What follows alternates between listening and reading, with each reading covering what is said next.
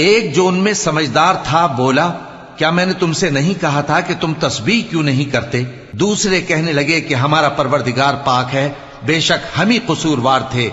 फिर लगे एक दूसरे की तरफ रुख करके मलामत करने, कहने लगे हाय शामत, हम ही हद से बढ़ गए थे। उम्मीद है कि हमारा परवरदिगार इसके बदले में हमें इससे बेहतर बाग इनायत करे। हम अपने परवरदिगार की तरफ रुजू करते हैं। देखो अजाब यूं होता है और आखिरत का अजाब सबसे बढ़कर होगा। काश ये लोग जानते होते। परहेजगारों के लिए उनके परवरदिगार के यहां नेमत के बाग हैं। क्या हम फर्माबरदारों को नाफरमानों की तरह नेमतों से महरूम कर देंगे?